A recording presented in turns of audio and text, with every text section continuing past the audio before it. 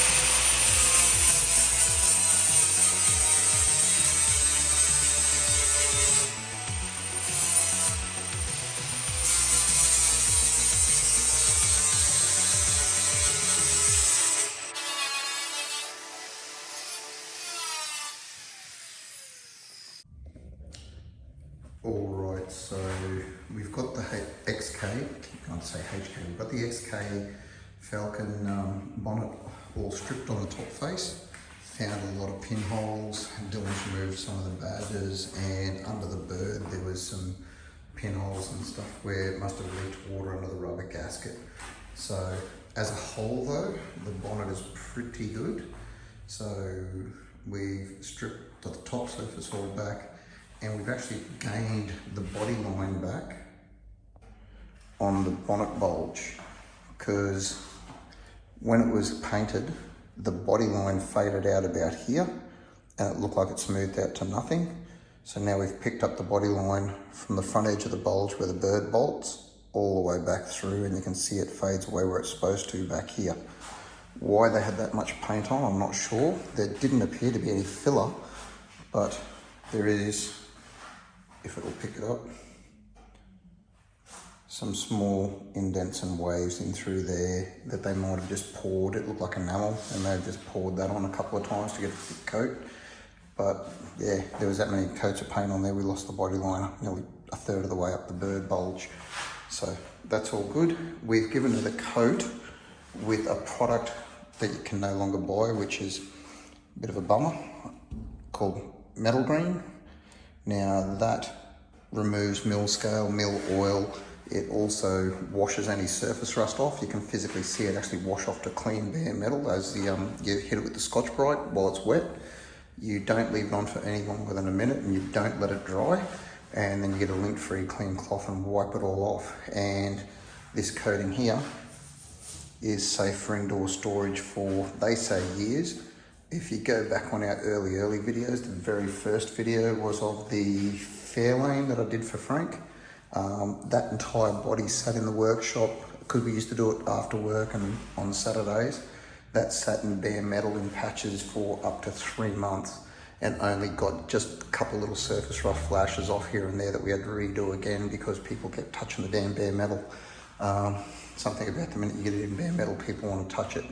But that stuff is really good, and once it's on, as long as you wipe it off and don't let it get a white crust on there, and you wipe off the excess before it dries, it's ready to weld through, to put your filler on, and also ready to prime. You can't use an etch primer though, it must be a normal primer, because that's technically a chemical etch that's actually gone onto the metal. So now the next step is we'll do some fiberglass fill on the front where all those dings and patch holes were, and we're underneath where the bird was. And then we'll put a light coat, a skim coat of bulb, probably up to about here, because there was a few waves. Sand that all down and get it ready to prime. And then we'll flip over the underside, and we're probably not going to take the underside of the boot or the bonnet back to bare metal. We'll just feather it out as best we can and see what we can do to prime it and blend it in, and it's going to go in black like the rest of the engine bay will. Now with the boot lid, it's going to take a lot more work.